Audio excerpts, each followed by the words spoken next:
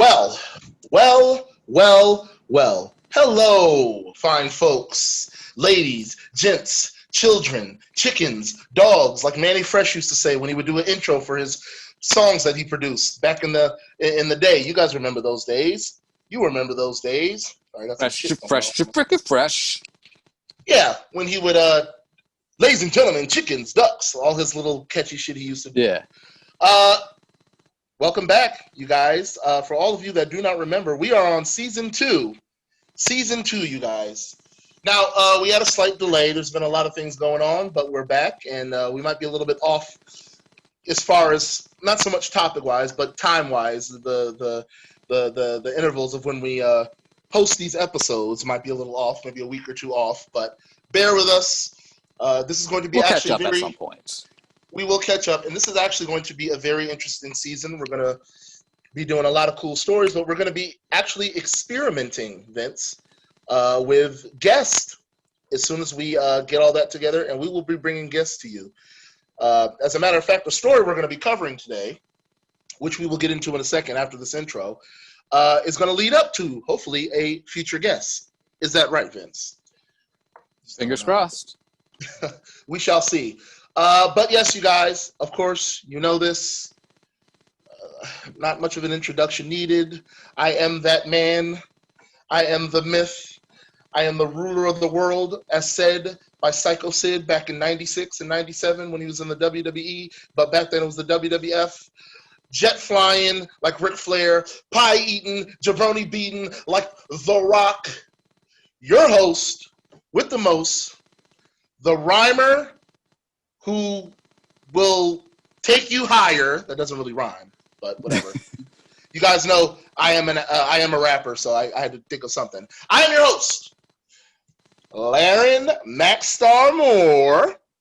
And I am the newest subject of your idolatry.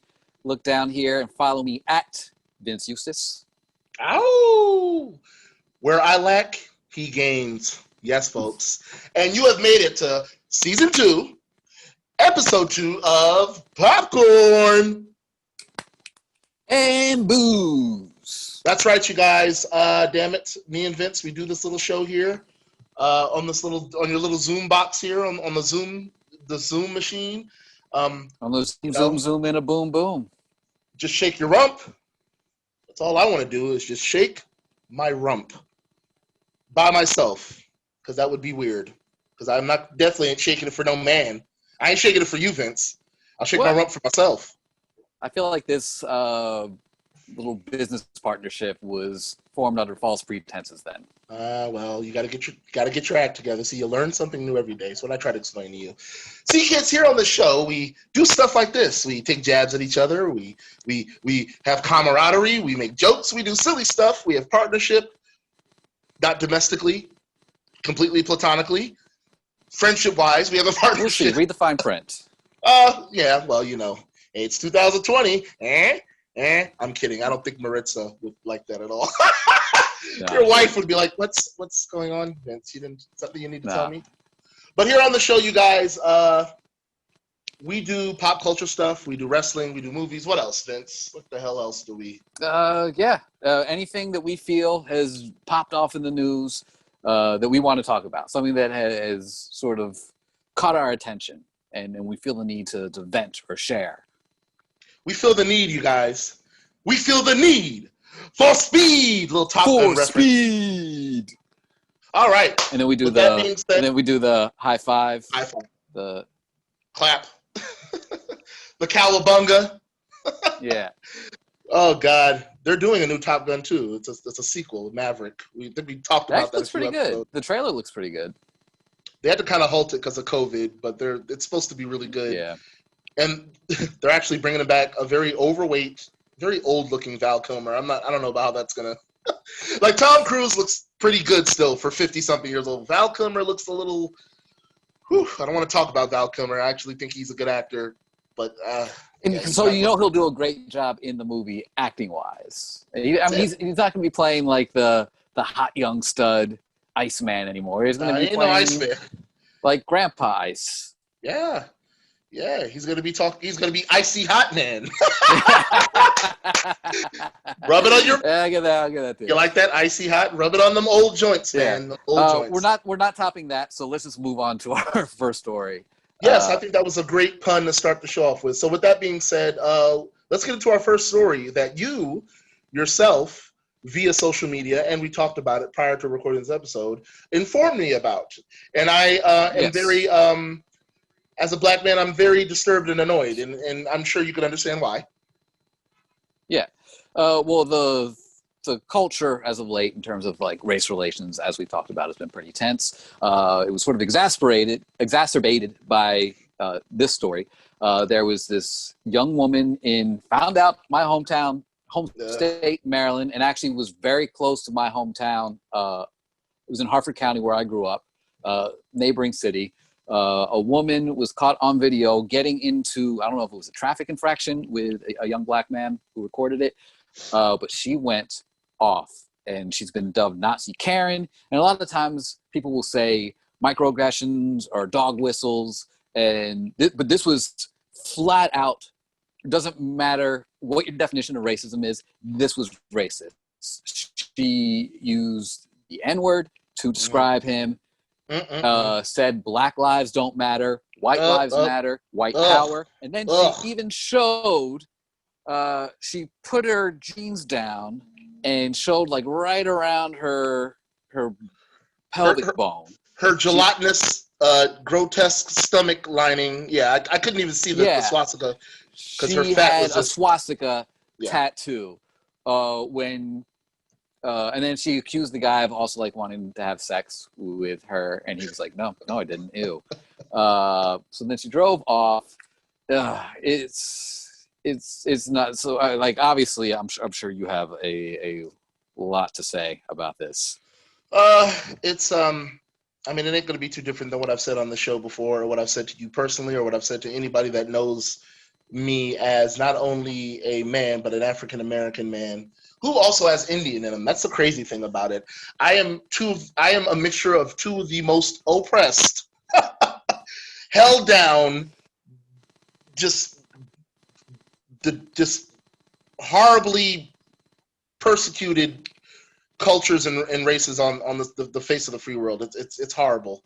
So I feel doubly insulted when anything involving brown or black or Native American, or especially African American, or even Middle Eastern. I definitely get insulted.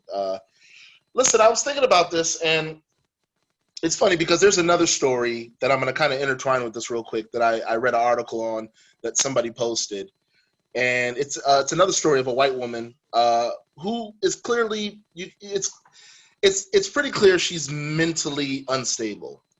And in the video, she is talking to this young black guy, and she's kind of ridiculing him about being black and saying inappropriate things. She's not really dropping the N-word or being super racist, but she's saying very prejudiced and ignorant things that a white person should just not be saying to a black person in a situation where they're just not, you're not living this life. You don't know what it's like.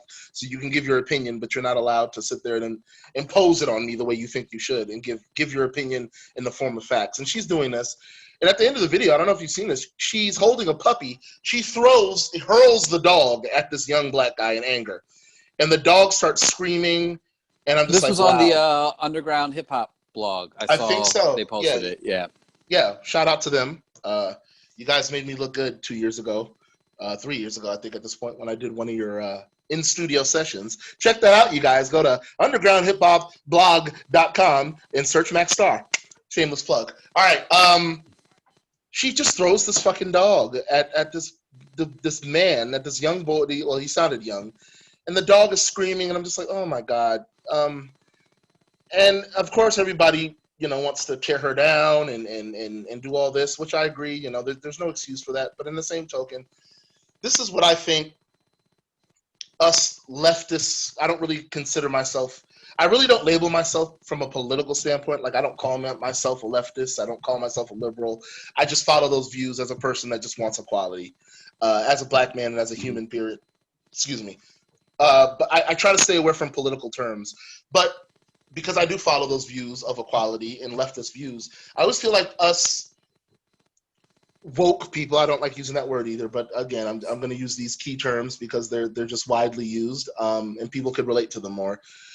Again, like black folks, it's about picking and choosing your battles this time around sometimes, and it's just in the situation with the Nazi Karen that you're telling me about. She needed to be ousted the way she was. She's clearly, to a degree, in her right state of mind enough to know she's saying incredibly racist things. She's doing it intentionally. She's playing to the camera. Granted, you could tell in the video she's under the influence of something, either alcohol. They said apparently, I don't know if you read, she's a huge Xanax head. Like she's a Xanny head. Oh, yeah, I went down her Facebook page. She's into drugs, definitely. So she's obviously under the influence, but I think that's just under the influence. I don't think it really necessarily has to do with her mental state. So she needs to be held accountable. This woman that threw the dog needs to be held accountable, but in a different way. She needs help. She needs help. She does not need a camera shoved in her face. She doesn't need a camera shoved in her face. She doesn't need to be dragged on the internet. But she also doesn't need to be coddled either. There should be some aggressive manner towards her as far as results and as far as consequences, but it should not be in the form of public shaming. Something's wrong with her. And again, I'm not making excuses. Yeah, I completely agree. I don't know where she's going to get that help from because, she needs it. Like I said, I looked down her Facebook page and saw the signs for help. Like she was even talking about being depressed at points, and so I have no. We're talking about the dog throwing Nazi lady, Karen. Right? Oh, you're talking about Nazi Karen. I'm talking about the dog throwing lady. Yeah. Well, I think Nazi Karen also has problems too. Oh yeah, no. I'm not. Again, no. At least in the dog throwing incident with that woman, I think that's clearly just complete mental instability. With Nazi Karen, I think that's her being under the influence. Those are her own personal views that she probably was raised with.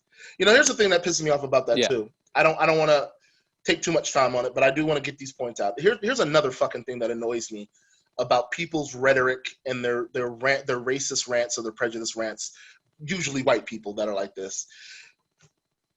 It is their personal views, but you could always almost tell when it's the type of person that was just raised with this ridiculous ideology. You could always tell when it's a person that's regurgitating talking points they heard from their parents, their aunts, their uncles, Cousin Joe, Billy Bob, fucking Joe Thornton, Susan with the broken neck, Grandma Susie with the bum leg. They get this shit from people they're raised around, and it just goes to show like this is the world we live in, and this is the country we live in, where people don't know how to keep that shit to themselves and learn from it or educate themselves. They have to pass it on to the next fucking generation. So now you've got younger people, younger siblings spewing that garbage.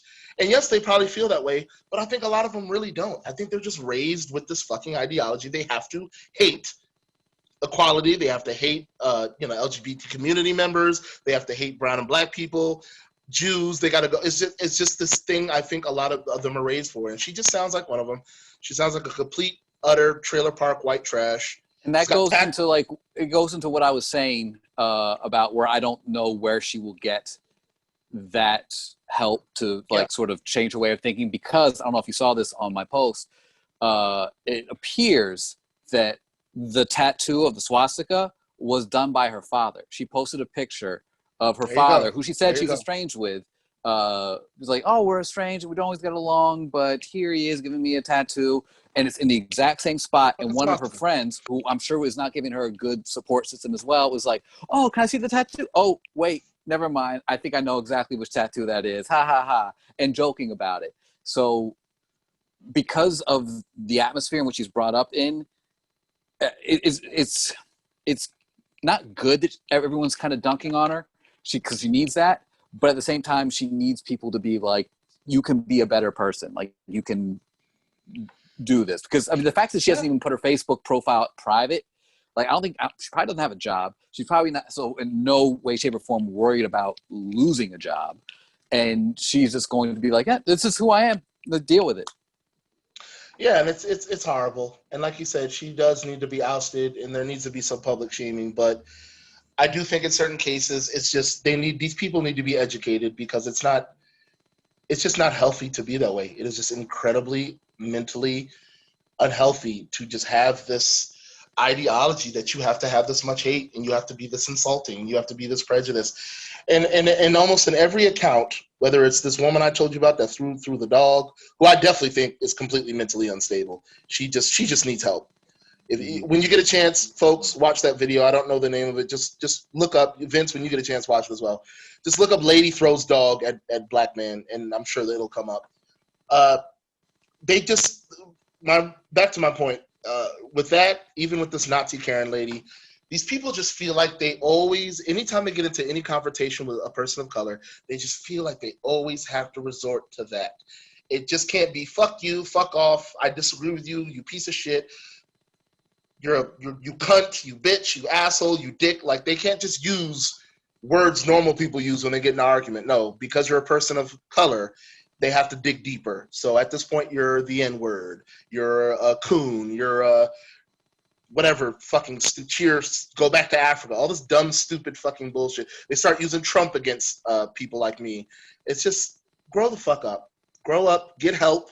Grow up, get help, and fucking educate yourself, because this is ridiculous. And that's really all I'm going to say about that. Because it don't make no damn sense. And these people do need to be canceled, but they need fucking help. So it's up to, again, I'm going to say this, and Vince has heard me say this before, it is up to not only white supremacy to relinquish in the power you guys have and start focusing more on equality, but to you white allies, and I don't really like using that term too much, but I always say that because there are tons and tons, Vince, you're one of them, there's tons and tons of fair-skinned Caucasian people that I know that are very progressive. They get it. They're empathic, but they have to do more. And it's up to you guys as well. You have to start checking these fucking crazy ass, racist ass, prejudiced ass white people that just don't get it. You have to start checking them, because they don't listen to black people. They're not going to listen to brown and black people. They don't want to hear what we have to say because they feel this way about us. So who are we to them to say, hey, you need to knock it off? It's got to be people that look like them that tells them to stop. And that's what I got to say about that. So, all right. Well, moving on to someone who I also sadly suspect is dealing with some mental issues as well. We're going to talk about the comedian actor TJ Miller, who is very, objectively speaking, very funny comedian. He's been good in movies, been entertaining in movies, but he's had a litany of problems. He's all right. You didn't like him in Deadpool? Yeah, he's a funny guy. He's very witty. He's very, like I said to you before, him, and he's a friend of mine, and I don't know if I've ever told him this, but his style is just very. Him and Nick Swartzen literally have the same style of. But I think he's hilarious too. Yeah, Nick is a friend of mine. I haven't seen him in a while, but Nick is, for anybody, a lot of people know that Nick is actually a friend of mine. I posted stuff with me and them. So TJ Miller's been going through a lot of stuff lately. I think he called a false bomb threat on some woman on a train. He's been accused of sexual assault. He's had some issues, I think, with professionalism on set. And so you brought the story to my attention because it involves someone that you know, a friend of yours was his bodyguard. So why don't you lead in with that? Yeah. So roughly, I want to say last November. To start off, this friend of mine, I knew him. I've known him off and on for about 15 years now. I met him way back in the day when I was a young buck, a strapping young lad in my early 20s. And he actually frequented the same party spot or bar or club that me and my friends used to attend, him and his brother. And we used to always joke around, roast each other. Afterwards, we everybody would get liquored up, boozed up, and then go do what a lot of people do, go to the nearest Denny's or go to, Bob's Big Boy. So we would always do that, and we would always congregate there and have a great time. And then after those years were done, we all, obviously, everybody got grown and just can't party the way they used to. Responsibilities, marriages, kids came into play for some. So you just can't do those things you were doing in your early 20s. So I hadn't seen him in a while. And he's got kids, and he had a career. I'm not sure if he's still involved with it, especially in light of the current circumstances with TJ Miller. But I ran into him randomly after not seeing him for years in I think it was the Burbank Gallery. I was working for that delivery company at the time. Right around the time I met you. Yay. So it was almost a year ago. And I ran into him, and he was in the mall with his kids, and I was like, oh, his name is Abe. Haddad. I think he's like Italian and Middle Eastern or something like that. He's just a mixture of. I have to ask him next time I talk to him. But we were talking, and he kind of started telling me about this whole T.J. Miller situation with him, where he, I guess, at some point, I don't recall how long. I don't want to misquote anything or give out information that's not accurate without talking to him first. But I will speak on what I remember from that conversation, what he from his mouth told me. I know a number of period of time had went by where he was a personal bodyguard for T.J. Miller, to the point they were friends. He spent a lot of time with T.J. Miller on set, off set, in his home. I guess they went out. I'm sure T.J. Miller was probably around Abe's kids. I'm not sure if Abe is married or has a girlfriend, but I'm sure there was a family-oriented type situation. And he said he trusted T.J. And he's telling me the story, and I was just like, wow, I would have never known. And he's like, yeah, bodyguard for him. And it was revealed in that conversation, and he was telling me that T.J. Miller just owes him an insurmountable amount of money. And I'm talking about the six figures range, and he just won't pay up. And Abe made a point of saying he has tried multiple times to reach out to not only T.J. Miller personally, but reach out to his camp and his handlers, and he said they're just ignoring him. They're just blowing him off. And I wasn't there, so I don't know what the details personally are, but from the conviction in Abe's voice and the way he was explaining it to me, and now the fact that I actually found an article, and this is what leads into the segment we're doing right now. I was actually on Facebook, and me and Abe are friends on Facebook, and he posted an article from a well-known source, blog site source, that covered the story and basically allowed Abe to tell his story. And the article basically, from what you read and from what I read, from what I posted, or what I posted, for us to cover, it does read that T.J. Miller owes my friend Abe like $200,000-$300,000, which is a lot for a person who, that's a lot of money, especially for a person. And apparently, and I did not know this, and I don't know if he was at the time. Again, I can't speak on it. I saw him in the mall. He was with his kids. He was eating. But apparently he had to sleep in his car as well. Either was or is sleeping in his car. Again, something I will clarify with him when I speak to him. And listen, he has no reason to lie to me. I haven't seen him in years. He has no reason to impress me. Usually when a person tells you a story about working with a celebrity, they tell you all the great things and all that. He literally broke it down. He was just like, dude, what everything that glitters isn't gold. And he was like, that whole experience with T.J. Miller was just fucking horrible, or at least it ended horrible. So eventually, when I do talk to Abe, I want to try to get him on the show as a guest so he could tell his story to the P&B fans and tell the story to us. And listen, Abe's a good dude. And when I spoke to him last November, I could just kind of see the pain in his eyes. And to me, it sounds like a very truthful story. And if that's the case, then, that on top of a bunch of other stuff, T.J. Miller, TJ, I don't know you, but I'm gonna talk to you like I know you. You got to get yourself together, man. That's you can't be fucking people out of money. You can't be inappropriate. You're a celebrity. People, not so much look up to you, but they see you as a symbolism of professionalism. And if you're not being a professional performer, and like you said, T.J. Miller's not no shabby celebrity. He's been in some A-list films. Maybe not leading in them, but I'm talking about hard co-starring. Like he's one of the monarchy names on the bill whenever these films are released. He was literally, he co-starred with Ryan Reynolds in Deadpool. And matter of fact, I'm watching a movie he's in now called Underwater, where he co-stars, that came out earlier this year, with Kristen Stewart from Twilight. So he's doing big movies. So he's just, I don't know if these stories are true. It's horrible. And the fact that he's done this to a friend of mine who I think is a really cool guy, it's unacceptable. That's not how you conduct yourself.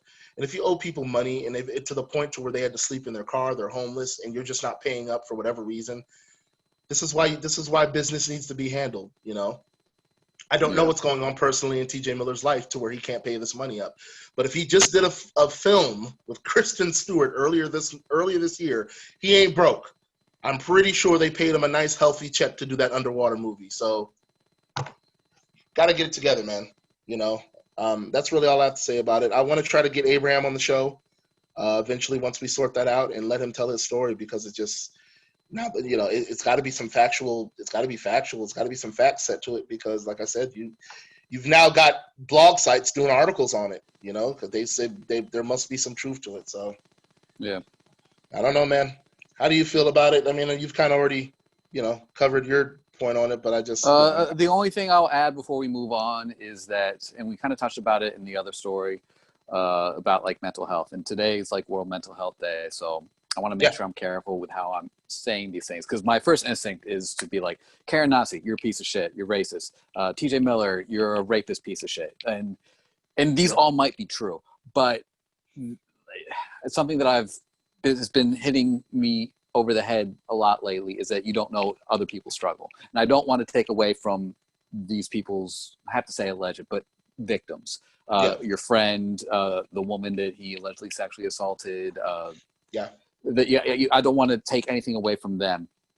But it's like, all right, like, it's easy to like say name, like to call someone names, but I think you have to get to the root of it. But just glancing at this Bro Bible story that your friend did, it looked like he was there for TJ Miller. He was saying like, oh, like I was like, he was going through some mental stuff, and I like was there for him, helped him through it. He told me that, and he told me that same thing, So the only thing I would say is, for me personally, I when I find that out, it's hard for me to be like, oh, you're the worst piece of garbage in the world. Like, I want to be empathetic to them also, but not to the point where I'm empathizing with them more than the victims, because they're the ones that really should be getting the majority, if not all, of the empathy. But we have to look out for them, and hopefully they can be better people from it. Listen, it's all about getting control of the problem and then doing something about it. I know a lot of people suffer from mental illness and don't really do anything about it. They don't try to treat it. They don't get help. They don't get therapy. They just kind of live with it and let it be. And then, unfortunately, in turn, they end up making other people suffer because they're not doing the proper steps to get themselves help.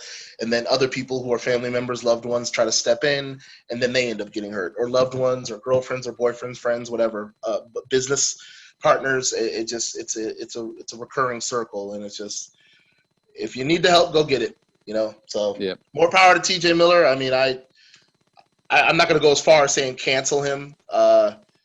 Although, you know, I mean, some of these allegations are. I mean, if the rape thing's true, he has to be canceled.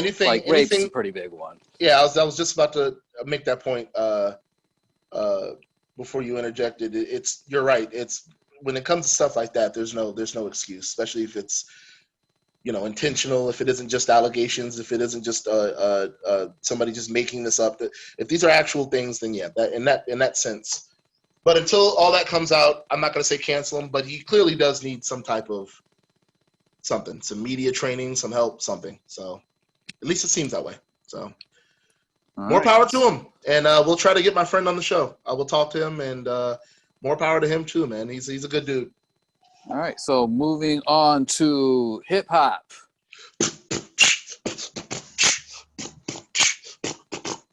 Hip hop. It all started in the park. I want hip hop. It all started in the park. Look, I look like a Diddy video. I don't know what they want from me. That's all Diddy's videos were like in the 90s. Actually, any Busta Rhymes, any hip hop videos. But yes, shout out to one of the greatest genres of music ever created, that made me the man that I am, the rapper that you guys know that I am.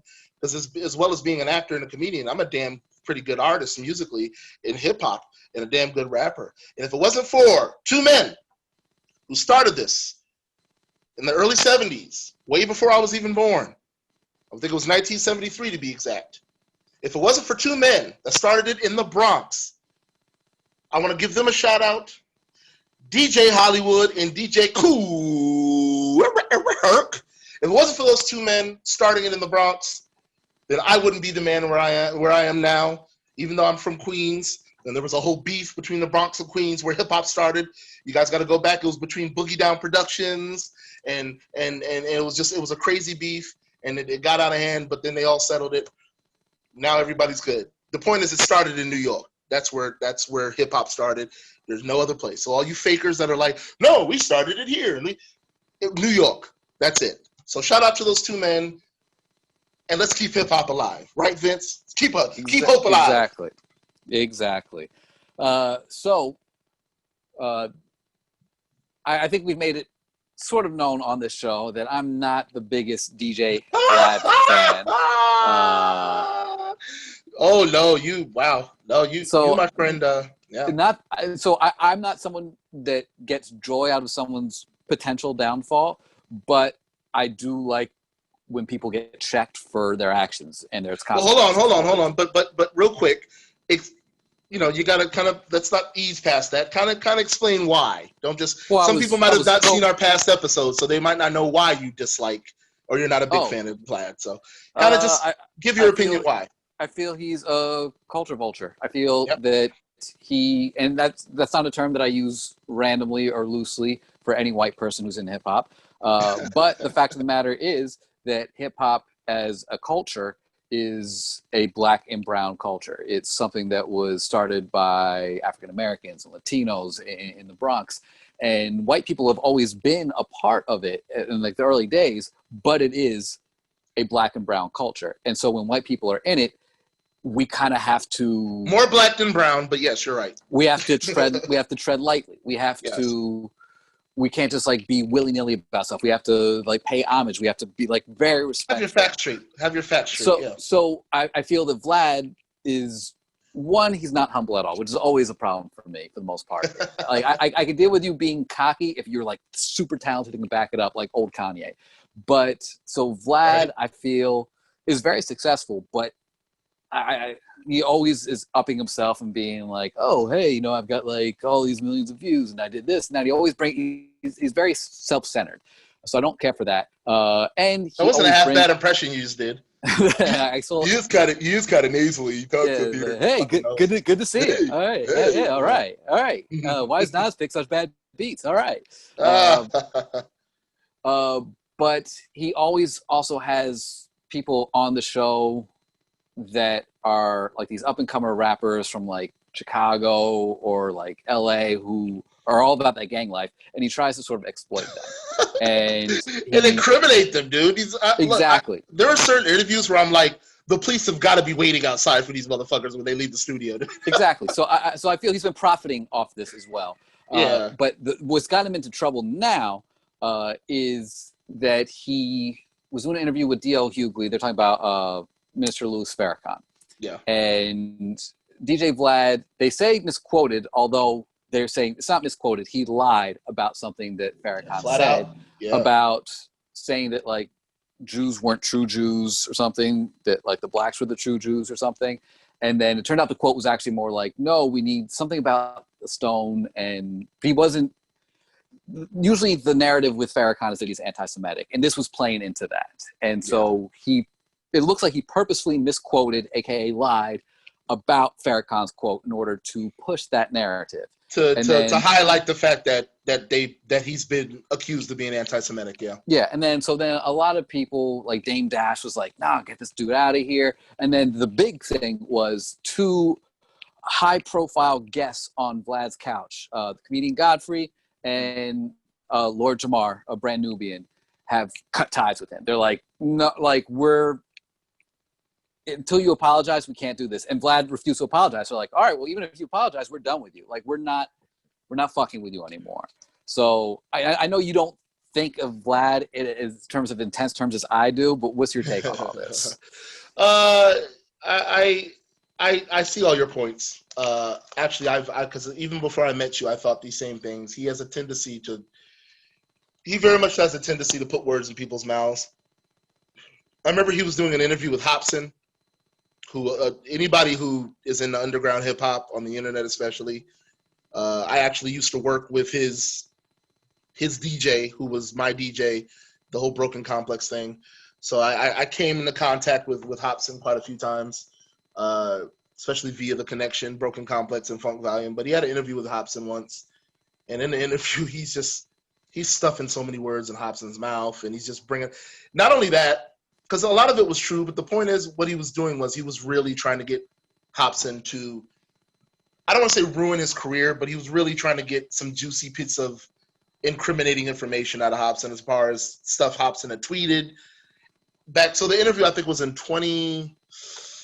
I would have to look it up. It was a few years ago. It was either 2016 or 2015. And Hopsin's kind of been on since I know for a fact, because I was around during the rise of his whole movement, him and Funk Volume. Through the eyes of DJ Hoppa, I saw the rise of Hopsin as well. So right around 2011 is when Hopsin really blew the fuck up. And so from that point to that DJ Vlad interview, you know, Hopsin used to do the whole, I don't know if you remember, but when he first came out, he used to do the whole mad rapper gimmick, which was, I'm going to diss everybody in the industry. And he did. He had stuff to say about Wayne, and a lot of it was very witty. A lot of it was very factual. Some of it was just his opinion from a hip-hop standpoint. But he was just basically saying, I'm better than all you motherfuckers. I'm better than, if you look at his early Ill Mind of Hopsin episode, or I won't say episodes, but videos he did, where it's a recurring thing he's been doing. I think he hasn't done one in a while, but he's got like 9 of them. And in one of the early ones, he says, I'm better than Wayne, I'm better than Nicki, and it's all these witty lines. And so he used to tweet and post stuff on social media about that. And you could tell that Vlad was just deliberately trying to get Hopsin to say more bad shit, even though he's progressed from that. He's telling Vlad, look, Vlad, I'm not that guy anymore. I'm not the mad rapper. And Vlad's just like, well, he's like, well, hey, pal, in 2011, you said this, and you said this, and Hopsin's like, dude, that was like 5-6 years ago. Like, why are you trying to jam my shit up right now? And, you know, Hopsin was being polite because that is a good platform. Look, I'm not a huge fan of Vlad. I do see a lot of the points you make. I do see a lot of the bullshit he does. But if Vlad were to hit me up today and be like, hey, you want to come on the show? I'm going to go on the show because it's an opportunity. I might not like his methods, but I like the platform. And I know they say, well, that's a sellout shit. That's a sellout move. You know, if he's doing this and he's doing that and you go on the show, you're supporting the show. I say, nah, I'm supporting myself. You know, I might not agree with what he's saying. I don't like R. Kelly, but I'll listen to his music. We've talked about that. I don't fuck with Bill Cosby anymore, but I appreciate what he has done for the black community. So I separate the two. You know, Vlad is his, you know, and Vlad ain't even got to be the one to fucking host it. Sometimes he has like Lunel, the comedian, host it, or he'll have a guest. Yeah. He'll have a guest. Hopefully, it'll be one of his guests because I don't personally want to meet the guy too much. But he's still getting the revenue from it, and he's still like you wouldn't get paid for it. You wouldn't get. So what I would, not that I'm your manager or have any say in your career whatsoever, but I would say just don't like him. If Vlad, but I would advise you that if Vlad hit you up and was like, hey, come be on my show, that you would hit up someone like Jamar or Godfrey on their I would educate podcast myself first. and be like, hey, Vlad hit me up. I would much rather be on a platform like yours. Can I be on your show? And if they're like, yeah, come on. Like, we'd rather have you be on our show than Vlad, then great. If they're like, no, we're not interested, then be like, all right, well, I tried. No, Vlad has given me an opportunity to go. I'm going to go. Someone brought up a very good point that there needs to be sort of a black equivalent to Vlad. And someone brought up that if you brought back Arsenio Hall, and not a like late night talk show, but had him do a type of interview or a show podcast, that Vlad does, because and then I started watching old Arsenio clips, and he was so good at asking like good questions, and like not just like the cookie cutter stuff, but just to be like, hey, let's talk about this, and have it be very natural, and the guests be at ease. It was like, that would be like really cool to see, and it wouldn't be like a vulture or like a sellout like Vlad. You know, it's funny too you say that too, because it's like, it's kind of like how the WWE is. Like, that wasn't obviously until AEW came around, but it's the same ideology of Vlad is like the only, he's not the only, but he's one of the biggest, so he kind of is the only. He's like the only, you know, he's the only, what do they say, the only, you know, party in town. Like where are you gonna go? You're gonna go to AEW or you're gonna go to WWE? You're gonna go to the bigger fucking place. Are you gonna go to Joe Budden's podcast or are you gonna go to Vlad? You're gonna want to go to Vlad because of just a platform and the plateau that they have. So that's what makes it hard too. That's what makes it hard for people to say no as well, even like myself, because you realize the reach of Vlad has. You realize the reach a WWE has, and it's like, well, fuck, where do I go to the not so great, And that poses a problem. And with that being said, like you said, that should not be the only game in town. They need somebody, I believe, who is black or brown, more black. Like I said, the brown community is in there too, but let's keep it 100 and 110. Yeah. It was black people that started, black people by themselves that started. It was two black men. But I get what you're saying when you say that. But that's it was the African American community that really we were the ones, and we need somebody like that. And I think Arsenio Hall would be dope. Yeah, I think he's a good fucking choice. I think God, there's so many. Joe Budden could be that. If Joe Budden is he's another one that's he's just another one that's he's not well, man. That guy is such a firecracker, and I got love for Joe Budden. I'll be honest, I would sooner probably go on Joe Budden's podcast quicker than I would Vlad, to be honest with you. Yeah. Because at one time, your stock within the hip hop community would remain cool. Like, hey, absolutely. This guy's not selling out either. Yeah, and Joe Budden at one point was one of my favorite rappers lyrically. Not so much now because he's kind of retired, but he's still. I would put him in my top 10 still. But he's he could be that person. Well, yeah, exactly. Well, shit. His whole first album, that's a whole. Yeah. He had some shit on that album that he doesn't get credit for. But I think he'd be perfect for it too. He just cannot watch what he says. That's his. Yeah. Joe Budden just don't give a fuck, dude. He'll say whatever comes to his mind. Listen, as far as Vlad goes, to wrap this up, he's got to know that Vlad's got to know that's inappropriate to misquote like that, and not only misquote but flat out lie. It started off as just misquotes, and then upon further investigation, it was kind of determined that, and he probably for him to drag DL Hughley in that, who I watched the clip, DL Hughley probably had to do his best to bite his tongue, and you could kind of tell DL Hughley was listening to because I don't think DL Hughley really knew what was said by Mr. Farrakhan. I think he had heard about it, but he didn't know, so he was kind of being. And I say that loosely because he wasn't. But he, in his mind, thought Vlad was educating him about something Minister Farrakhan said.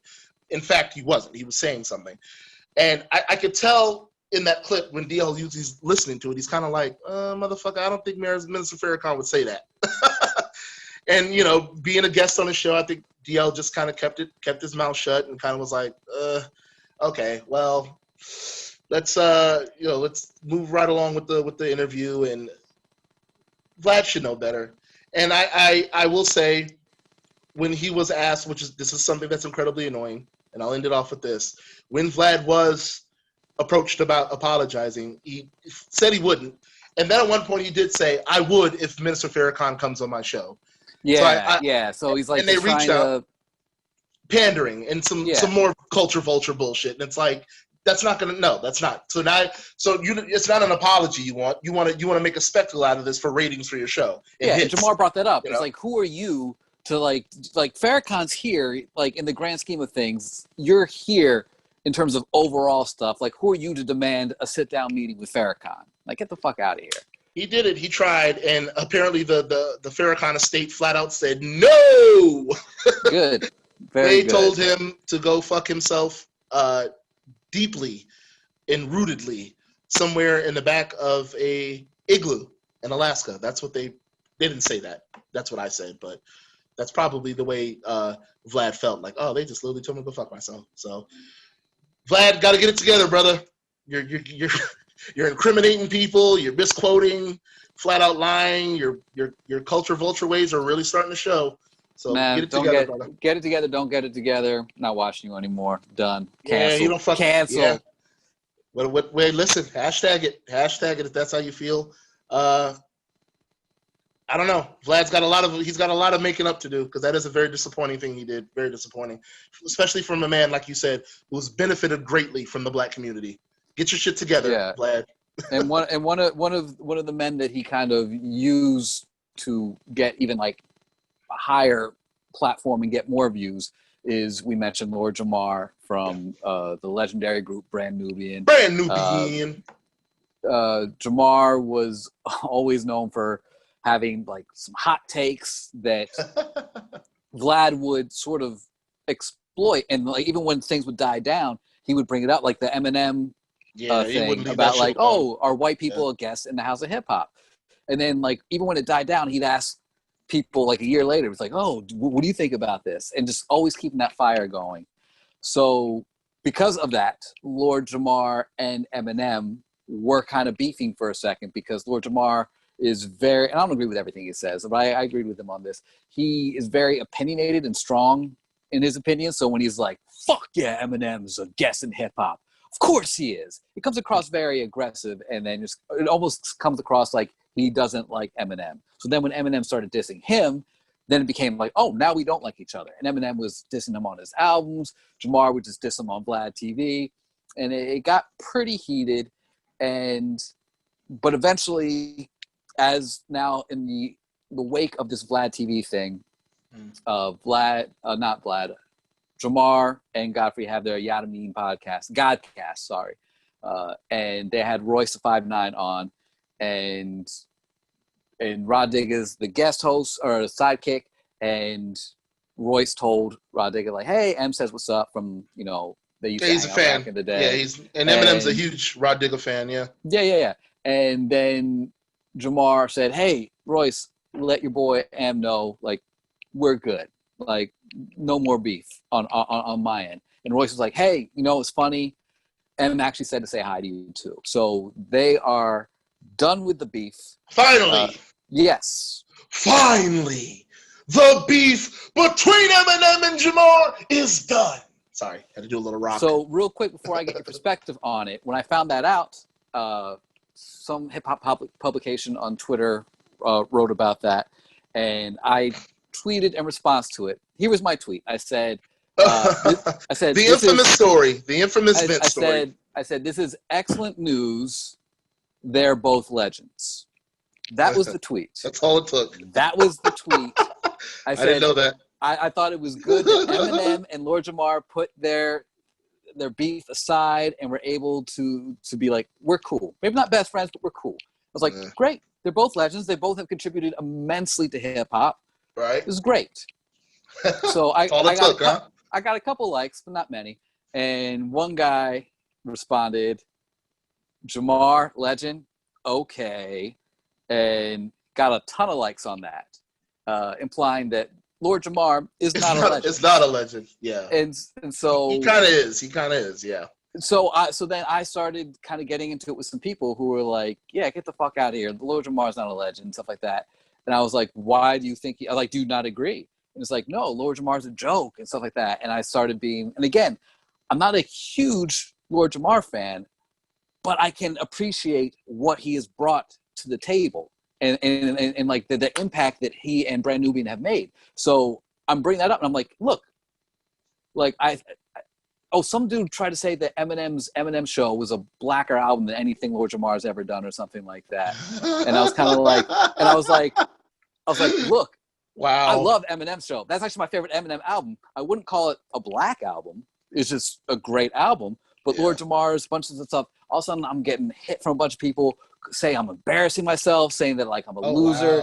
Wow. One dude actually like retweeted my quote because they're saying like, oh, he's an embarrassment. Like, I was like, oh, was Royce embarrassing himself for standing up for Jamar, calling him a legend as well? Because when Royce and Jamar were beefing, he was like, look, first and foremost, you're a legend. But here's why I disagree with you. And I was like, wow. So is Royce also a legend or embarrassing himself for calling him a legend? And they're like, Royce has always been an embarrassment, blah, blah, blah. So everyone's like, you just can't win. So then I'm looking up all these people. Everybody attack Vince mode, yeah. Hardcore Eminem stands. Yeah. Like they're fans, like, because we're Eminem fans. We love Eminem. Oh, yeah. But we're not crazy like these people. I'm not obsessed. I'm not a fan. I'm not about to drive off a bridge for Eminem. It's not happening. Yeah. Wow. So, yeah. That's the first time I've heard that. Yeah. You had mentioned it to me a couple days ago or like a week or so ago. and I wanted to delve into it with you personally, but and still want to. But it seems like that was the whole story right there. And Yeah, listen, yeah. you gotta. And I mentioned this to you before when we were texting each other.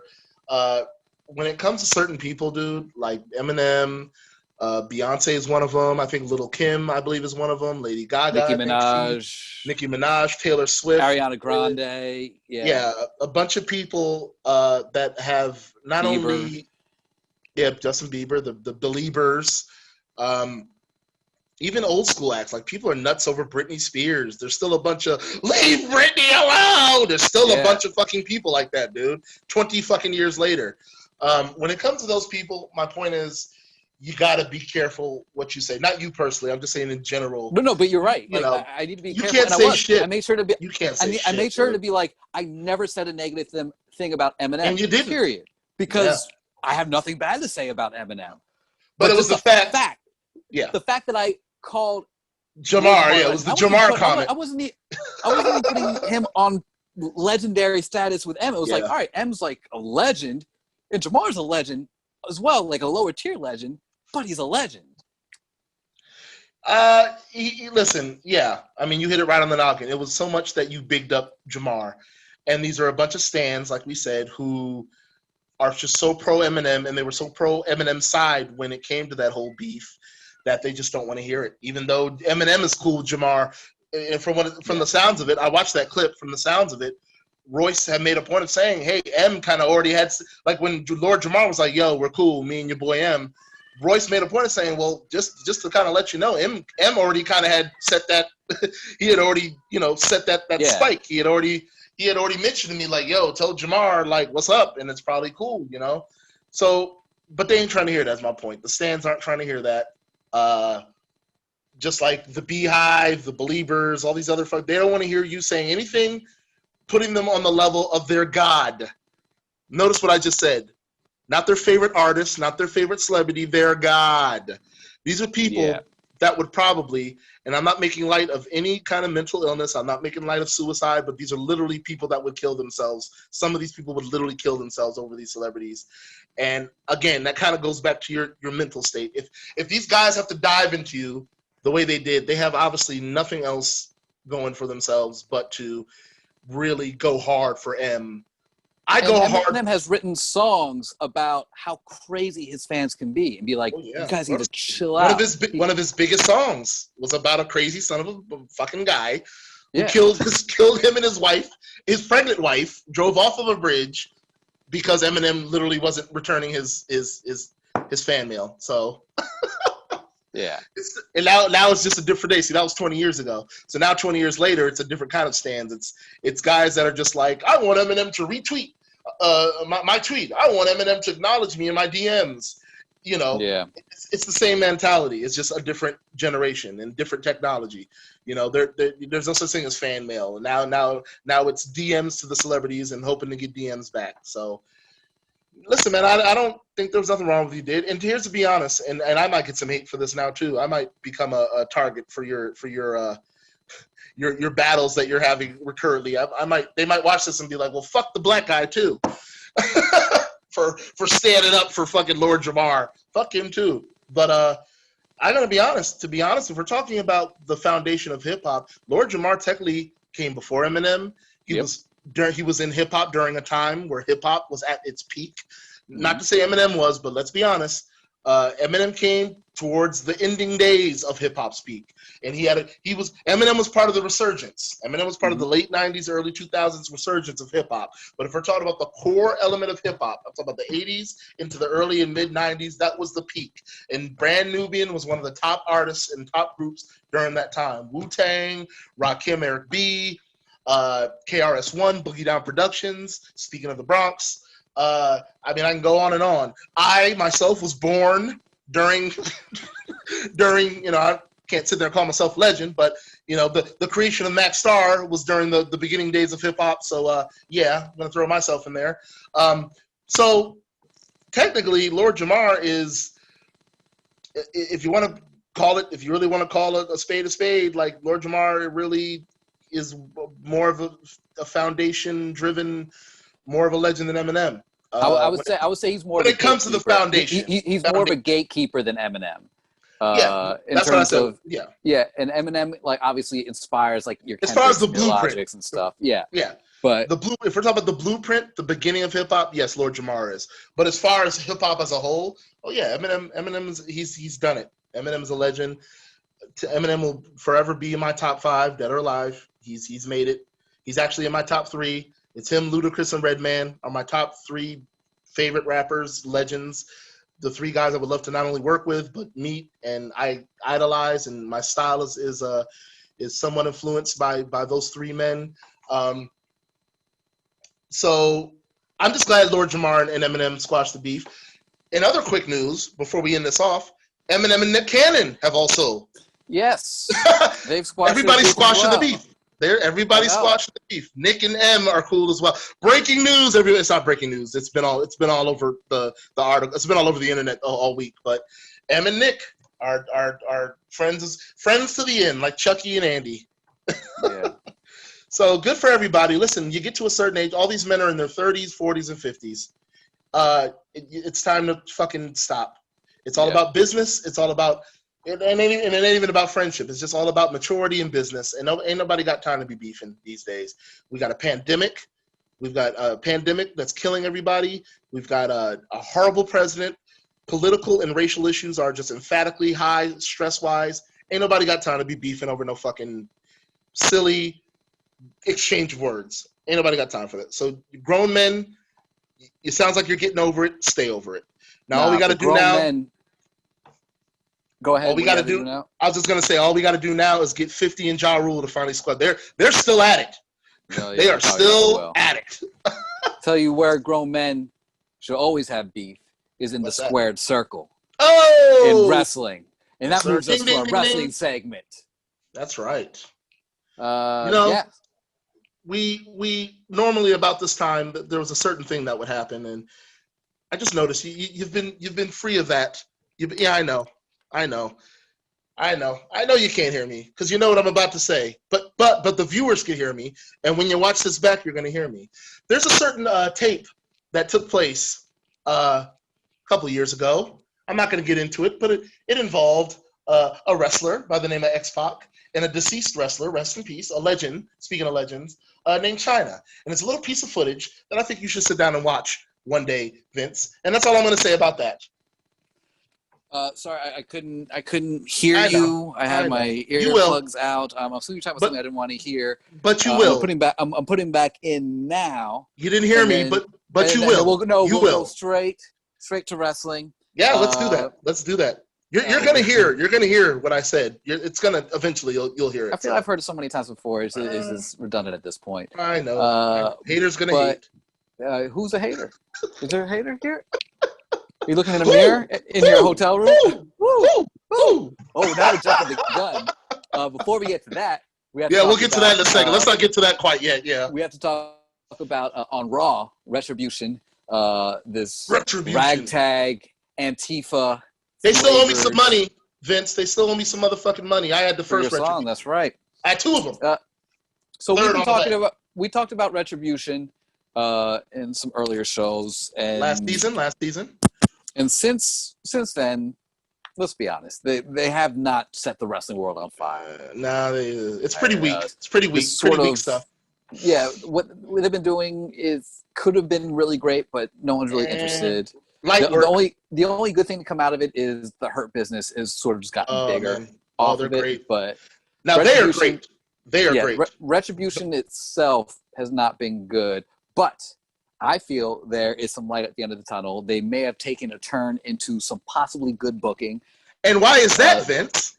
Because the leader of Retribution has finally been revealed. And it's not T-Bar, or Rebar, or T-Rex, or Mace Windu. Their names are. Yes. Retaliation or them. Retribution Jr., whatever the fuck their names are. It is Mustafa Ali. Hey! Was actually Let me do it. That's his thing. The fucking, what is it? The Green Lantern shit. I like that actually. That's really cool when he does that. The light in his hand. I think that's really awesome. I have to say his heel turn was one of those things where had it been in front of an actual audience, like a live crowd, Oh, I you think got it would have been like, oh my God, it would have been great. So he was fighting Hurt Business, and then Retribution came out, and MVP, he's fighting MVP, and MVP's like, hey, are you with us? Like, you with us? And they're like, yeah. So they all get in the ring, backs all backing each other so they can sort of not have anyone get behind them. And then all of a sudden, Mustafa Ali gets out of the ring. Looks like he's going to confront Retribution. And then he smiles and turns around. And he goes, the old heel turn reveal. The WWE's been doing that for years. You got to love it. I can't tell. We'll see how this turns out. It could have been a double turn. Because, like, if Retribution the Hurt Business might be faces bad now. Guys, they might be good guys now. They might be faces now. They still could be bad guys. We'll see. It's very interesting to see where they go for this. But I think there's potential. I think that now I'm all of a sudden interested in this angle again. No, it was shocking because, like you said, and like I agreed, and like I felt as well, leading up to this, it was just kind of underwhelming. This whole Retribution thing it's been very juvenile. One of my favorite podcasters made a point of saying it's like G.I. Joe, Cobra, silly comic book villain shit. Some of it's cool. I like their look. I know T-Bar's got the whole Bane mask. It resembles the Bane mask. Their masks are kind of cool. I know the females of the group. I can't think of their names right now, but one of them is it's Mia Yim and the Latin girl, the Latin chick, who's actually. Go ahead. I'm not sure if it's the same Latin chick you're thinking of. If it is, or the one I'm thinking of, she might be out of the group. They may have replaced her. Yeah, it was. Her name was. So Mia Yim is Retaliation, I think, and then her name was something else. I can't remember. She might have been Retaliation, but they might have got rid of her already, huh? Just to make room for. They got rid of someone. They got rid of some woman. Maybe her. At least that's what I heard is rumored. But anyway, that's gonna stir up some shit. Why'd you have to get rid of the woman? I'd be careful with that, WWE. That's kind of rough. You're replacing a woman with something better. They'll be like, okay, we'll use you in a better thing without a mask. And they better because people will pick up on that and will drag the WWE for misogyny. So do you share my sentiment that like this could pick up like now with Mustafa Ali, that it's like I think so. Injecting it? I think so. What I think it is, what I was telling you, I think they're also just trying to do right by Mustafa Ali. If you remember, we talked about this, the whole Kofi run, which was needed, by the way. I'm not taking anything away from that. I loved every bit of it. Kofi deserved it. 11-year run and never, ever being in any real main event picture. He finally got it. But it was at the expense of Mustafa Ali, who I wouldn't even say that. Mustafa Ali got injured, and Kofi replaced him in the Elimination Chamber. And that's kind of it was actually Kofi Mania. That was one of the things. If you want to be honest, it was 11 years of just people like, when the fuck is Kofi going to get his upcomings? When is he going to get his shit? When is he going to hit that main event? It was that, but it was also, if you remember that SmackDown before that Elimination Chamber, where Kofi ran the gauntlet and he just put on an excellent performance. And he just took everybody out, then finally got eliminated by Daniel Bryan, who was the champion at the time. So that's what did it as well. That's what caught everybody's attention. Like, oh, Kofi put on a great performance. And then Mustafa Ali, who was supposed to be in the Elimination Chamber, got injured, and then enter Kofi. And then at that point, and thank God, I don't want to say thank God Mustafa Ali got injured, but I will say thank God an opportunity was given to Kobe because rest in peace, Kobe, the basketball player. Kofi Kingston, not Kobe, the basketball player. Kofi really needed that, and like I said, unfortunately, Mustafa Ali kind of got pushed to the side because of that, due to an injury. Not because they just shelved him. But the WWE, my point of saying is the WWE feels that they kind of probably owe this to Mustafa Ali because his initial push had to be floored for a little while due to injury, and I think they're trying to give him something to make him kind of main event status. He's a great athlete. He's a great wrestler. Size-wise, he's very small. But it's good that he has these big dudes kind of backing him up. And that's what it's going to be. It's going to be kind of like Seth Rollins, who is a fairly tall guy. Seth Rollins is about 6'1", 6'2". He's about my height.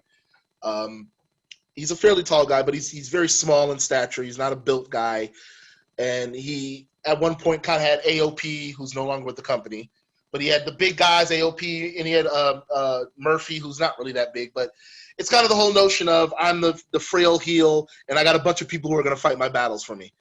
And that's one of the best ways to turn heel, is to be the weasel heel that has a bunch of minions, and that's what they're doing with the new Friday Night Messiah. He's no longer the Monday Night Messiah. SmackDown Savior is his new moniker. Oh, the SmackDown Savior. Well, there you go. I figured they had to switch it up. You're still going with the alliteration.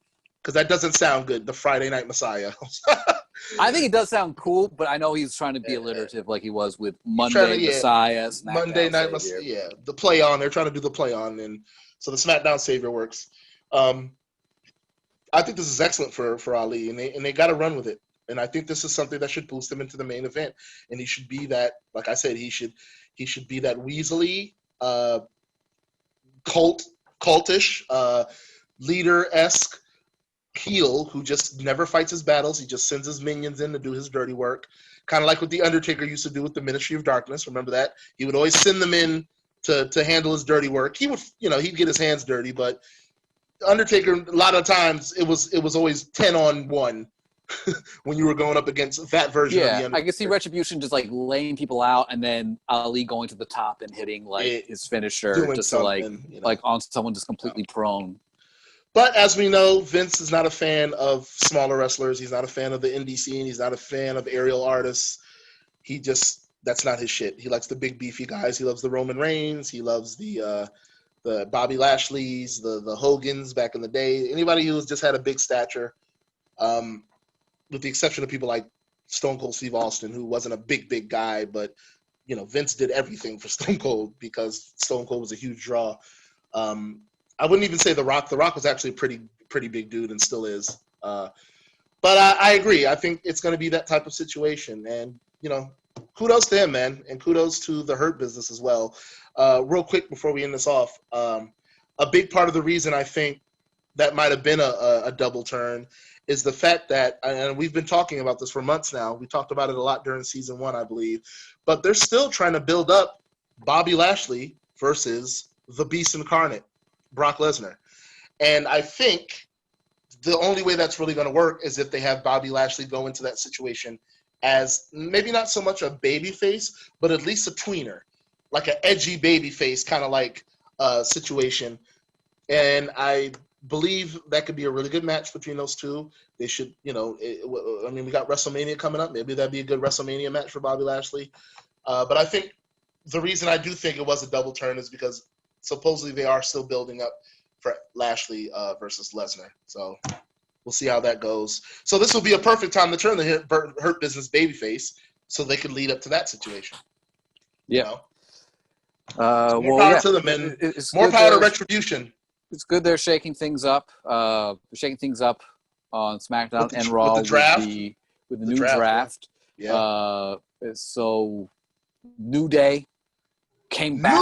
Got Kofi and Woods came back after Big E beat Sheamus in this brutal street fight, and then Woods said, "Hey, Kofi and I are back because we need our tag team titles back. We need retribution for how Nakamura and Cesaro took us out, or at least took out Kofi." And so they had a match. They won. So the New Day are your WWE Tag Team Champions. Once again. New Day. And I'm so excited for them. New Day rocks. New Day rocks. Right when they were celebrating, Big E came into the ring. He was nursing his injuries. Stephanie came out to do the draft. And she said that the new SmackDown champions, Kofi and Woods, have been drafted to Raw. And Woods brought up, was like, you didn't mention Big E. Say Big E's name. He's coming too. And she's like, no, because SmackDown has picked Big E to be staying on SmackDown. So this is the official breakup of my favorite tag team of all time and favorite faction of all time, the New Day. I'm very sad. 2020 has been a son of a bitch. It has. My opinion on that was when I first saw the story it broke, because I don't really sit down and dedicate my time to watching Raw and SmackDown like I used to years ago.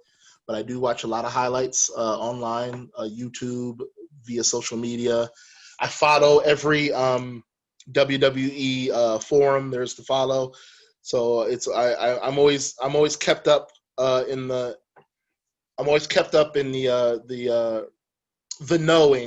know of WWE related stuff. So when I first saw that they were doing the draft, and I read an article where they were like, the New Day is back, the new tag team champions.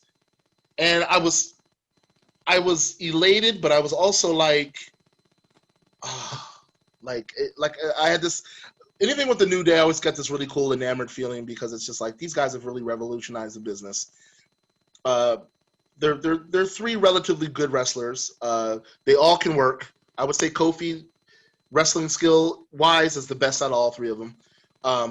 But Big E's a good powerhouse. He's a good powerhouse wrestler. And Xavier could actually do some high flying shit, dude. He actually can do some good ring work. They're also, all three of them are good on the mic. They have great mouthpieces. They can cut, all the three of them can cut the hell out of a promo, especially Big E. And Xavier Woods is really, I would say Big E, Xavier, then Kofi, as far as the running order of who could cut the best promos. So when I first saw it, I was just like, oh, that's great. But then I was like, oh, damn, well, fuck. Grand opening, grand closing, there goes Big E's. And I already expected it. I was like, it's only a matter of time before they close the chapter on this shit. And I thought that's what it was. And then, like you revealed, they did the draft split. And that's when I realized, I was like, okay, so they're gonna follow through with this. They Xavier Woods and Kofi came back and they were like, look, we hate to break you guys up, or at least split you guys up brand wise, but we gotta, we're gonna stick to this whole Big E push. We're gonna stick to it. So in order for them to do that, they have to split them up and they have to send Big E to Raw. Big E's on SmackDown. Or excuse me, they'll keep Big E on SmackDown and send Xavier and Kofi to Raw. And I think that's the best move, because I like how they worked it out, because then Woods and Kofi are still doing stuff. They're still tag champs, and they'll be able to work together. Their chemistry will be there. Big E will still have his push on SmackDown, and as a singles competitor. And I really love, and I hope this could change, but I love how they're breaking them up without someone turning on someone. And because the whole gimmick about being, it's not a gimmick, it's their real life. They're best friends, they're brothers. So I kind of think it's really cool that they have shown them to be like, nothing's going to break us up. Yeah. So even if they're separate on different shows, there's no bad blood, and they'll still support each other and then come back at some point. Because when they finally reunite, it's going to be amazing. And I would love that if at like the end of their careers, they'll be like, look, as successful as we were, we never turned on each other. Ever. Yeah. No, exactly. And they're they definitely at this point got a legacy for being pretty damn good wrestlers, but on top of that, having just being incredibly entertaining. And they've been at this 5 years now, six going on 6 years. They've just been like 5 or 6 years. It was right around 2014, 2015 when they introduced the New Day as heels, and it didn't start off well for them at all. Which we'll save for another episode, the trials and tribulations of a New Day, because they had a long haul. They were not accepted at first. They were actually booed out of the building, and then finally they just thought of these things. Xavier, Kofi, and Big E just put their heads together, and they would go to management and see, like, look, we have this idea. And Vince would think it's genius. Because Vince loves silly shit like that. He loves entertainment. He loves things that's going to sell merch. He loves things that's going to promote his product in a more entertaining light, more than wrestling. And that's what their whole, like you said, not so much gimmick, even though it is a gimmick, but that's what their whole spiel, their whole shtick is. It's entertaining. It drafts a little bit more away from wrestling and more towards entertainment. And that's what makes them great. And Vince loves that. He loves when you're all about entertainment. So when they came with these ideas, he loved all of it. And they got a cereal out of it. And their merch went sky high, which I'm pretty sure they didn't get much money off of that. That's a story for another day. But their merch went sky high. Their stock went sky high. They're multiple tag team champions. via the Freebird rule, because there's Mhm. 3 of them, or was 3 of them. So they had the Freebird thing to where it was a tag team, but it was a faction tag team. So whoever held the title, no matter when they won the tag titles, they were all the tag team champions. And anyone could compete. Yeah. And anyone could compete and be in the match. And they've had just an incredible run. And I think it's about that time, though. I think it's about that time to give Big E the push he so graciously deserves. Listen, they did it for Kofi. Kofi really deserved it. It was too long, and it was too long overdue. And I don't want them doing that with Big E, to where years and years and years and years go by, and he never just gets that real main event push. He had a singles push a few years ago, right off the heels of the whole Dolph Ziggler, AJ Lee trio that they had. But it just went literally about as high as the Intercontinental title, and then immediately they dropped that whole thing and put him in a New Day. He recuperated. He rebounded really well, but they killed his push dead. So they're trying it again. But this time they need to go with it. And I think Big E's the perfect mouthpiece for it. As far as promos, he's got the perfect look. I personally think he should be the one to dethrone Roman Reigns. You got this big monster heel, Roman Reigns, who's, by the way, he's doing the greatest work he's done his entire career. This is amazing what they're doing with Roman Reigns. I absolutely love it. They've tried so many things with Roman, and it just wasn't working. Now I think they finally found something. Unfortunately, it's during a fucking pandemic, so it's being drowned out by that. But it's still entertaining, like in terms of like the viewing audience at home, like we're loving it. Oh, it's great. It's some of his best work. Some of his best work in the past 6 years, since Roman has been solo. This is the best thing that they finally have given him, something that is suitable for him and that works. And he's sinking his teeth into it. He's crying. Oh yeah, he's great. He's great. And I think he's everybody loves it, but also he's starting to garner that good. He's starting to get what he was getting, but from a heel standpoint. Like, it's a different type of heat. He's finally getting actual, genuine heel heat, as opposed to before. But that's because the audience is like, because there's no one there, they're tailoring it for boos. Yeah. I'm pretty sure if there was a live crowd here, people would still people might be cheering him. Like, at some point, people would be cheering him because he's a badass. So this is almost good that there's no audience there, and WWE can like tailor the boo. Like, all right, we got the boos. Like, you're going to be the most hated guy. And this is why I do believe, and I've said this before, this is why I do believe they turned him heel during this pandemic, because they knew it would get the reaction they want to get, which is what they're getting. He's getting actual heel heat. But that's because they manipulate it like that. They could also manipulate like a face thing too. Like, this would be the time for him to be cheered, like have a big pop when he comes out, because they could just like crank up the volume on the cheering machine. And if they do, and when this pandemic ends, and if they do turn him back face, keep the same energy though. He's obviously, if you're a babyface, you can't be as treacherous as he's been, but still give him that tweener. Please don't have him cutting silly promos. You're gonna have to get him away from Paul Heyman, obviously, because Paul Heyman is strictly a heel manager. He only has heel clientele. But kind of get him away from Paul Heyman, unless they plan on turning Paul face. I don't think that's a good idea. He makes a great heel. No, it's not a good idea. Not at all. And he's an amazing promo as well. One of the best mouthpieces in the history of WWE. Like him, and he's up there with like Bobby Heenan as far as like the people that are non-wrestlers that really kill the crowd.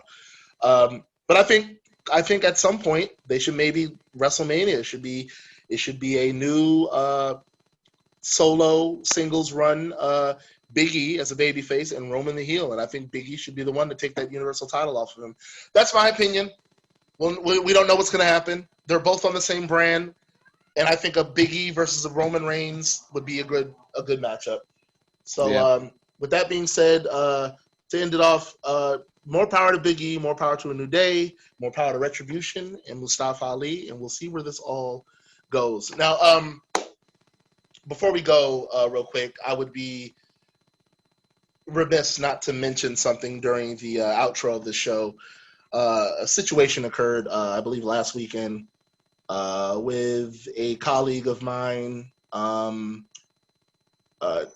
He wasn't a close friend, but he was a friend. He was a colleague. He was a buddy. He was a coworker. He was an acting.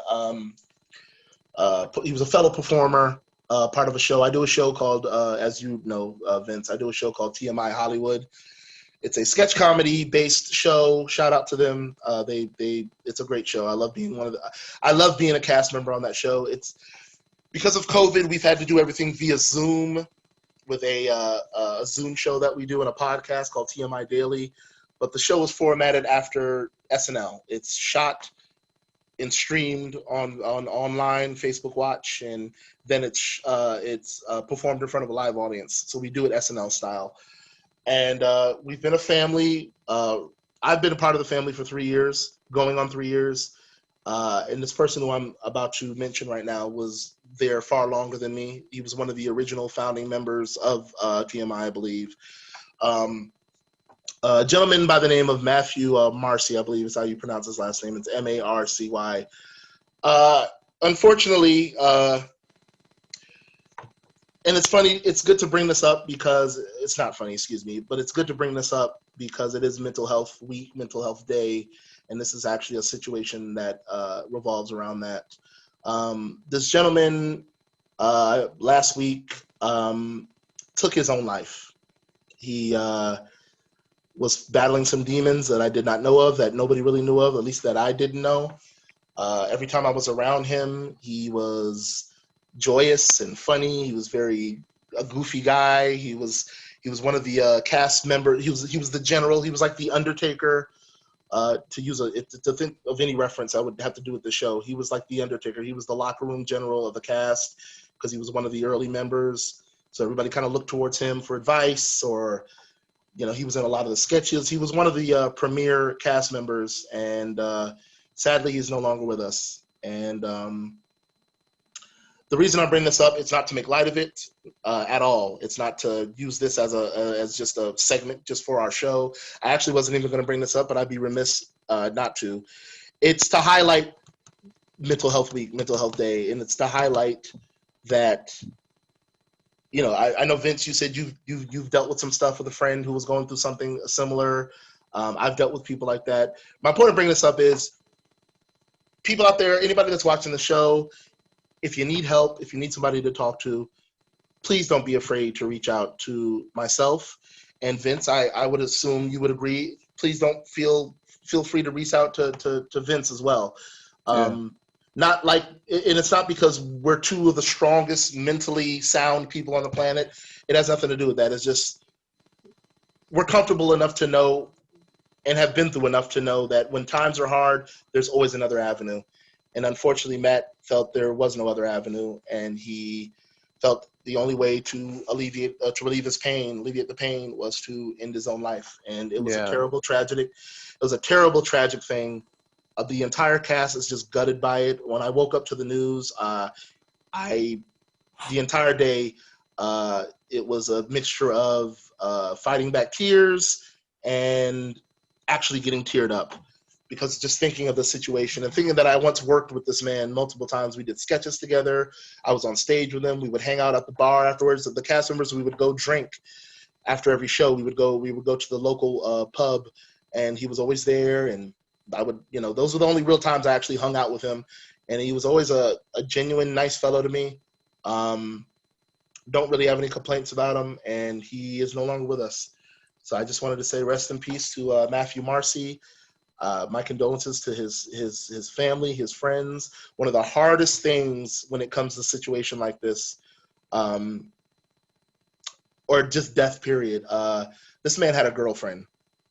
I feel absolutely terrible for his girlfriend. I don't know her. I don't think I've ever met her. I might have during one of the shows during our run pre-COVID, but I don't remember. And definitely my condolences to that young lady. I'm sure she loved him very dearly.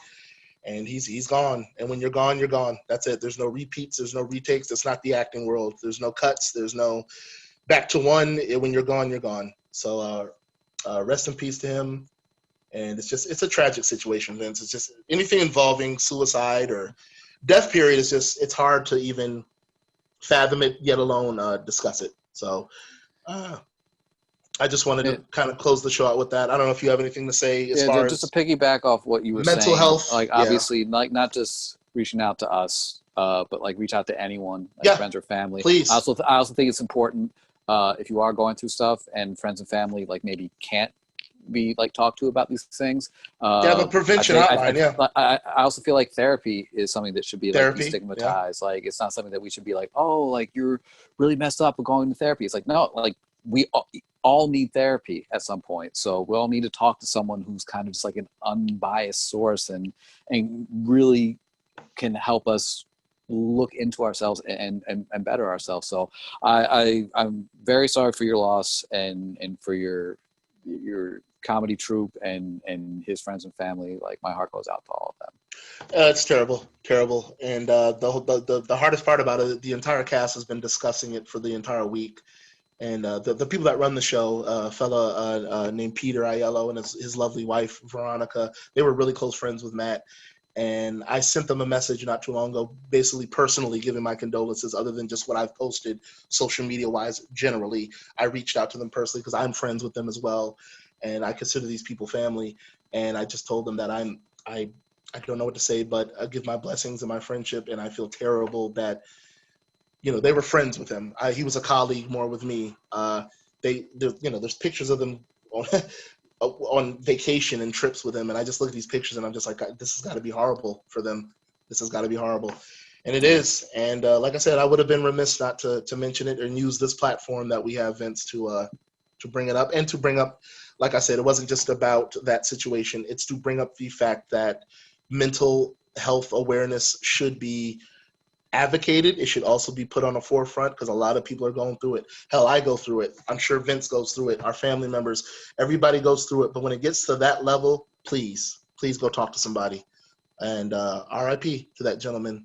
Funny thing about it, and I'll end it off. He actually messaged me for my birthday and his birthday about a week before he passed, which was kind of sad for me because in my mind, it's kind of like he's never really done that before. And then for this man to take his life a week later, I kind of thought to myself, well, God, what if that was like a cry for help, to delve into it? But you never know. And I actually had another friend of mine say, hey, you can't think about it that way. You didn't know. How would you have known? And it's true. But I certainly do wish I had some type of inkling because I would have said something. There would have been some type of intervening or just said something to him. But that's just how life it is sometimes. And it kind of trips me out thinking that, like, wow, just around our birthday. His was the 25th. My birthday was the 23rd. He just randomly messaged me and asked me about my birthday and wished me happy birthday. And, and now he's gone. And that's life, unfortunately. So please, if you're going through it, I know we've spent a lot of time on this. It's for a reason. Please go get help, seek help, speak to somebody. No matter who it is, there's always somebody that will listen. There's a really good meme that's going around that says, and I completely agree with it, if suicide or taking your life ever crosses your mind, I would sooner listen to your story than have to go to your funeral. And I completely agree with that notion. So that's it. Unfortunately, I hate when we have to end on a somber note, as we say this a lot, and then we have to bring it back up to the comedic selves of ours. But I just wanted to give a special RIP to him. So that's our show, you guys. Again, our apologies to end on such a down note, but we had a good episode. Good episode, right? We do our thing. I think we've got it together. I think we've got it. You're becoming less and less of a hater. I'm not talking as much. We're getting it together. I don't think I've ever been a hater. Remember that song, Hi Hater, you see me. Hi, was that Mano? What happened to him? Yeah, it was Mano. What happened to him? I all the above still gets a lot of play on my Spotify list. Oh, that's him and T-Pain, right? Yeah. And you know who produced that? Great beat. That's Just Blaze. Just Blaze. Wow, yeah, that is a good track. I need to download that. I haven't heard that in a while. But yes, folks, you guys, that was our episode. Go ahead and end it off. Thank you for joining us, and join us. We'll be posting this soon. We'll try to keep this weekly. Try to keep it moving. There's a lot of stuff going on, so it's hard to be consistent sometimes. But we will always try to bring a perfect, well, not perfect, but at least a semi-perfect product to you. So, with that being said, I am your host, the one, the only, the salted chip eating. Let's see right there. Shameless plug for Ruffles. The red cup, solo cup drinking.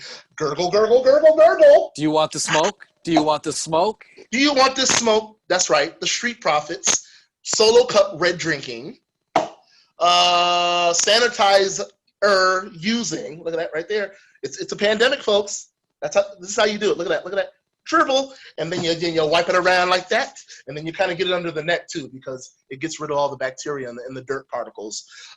Rapping, pie eating, jabroni beating, jet flying, said by The Rock and Ric Flair. Your host, LAREN Maxstar Moore. I'm Vince Eustace, and I'm here for you. It gets no simpler than that. I want to thank you guys for joining us for episode 2, season 2. I was about to say season 1, but we're on season 2 of the greatest show on earth, Popcorn and Booze.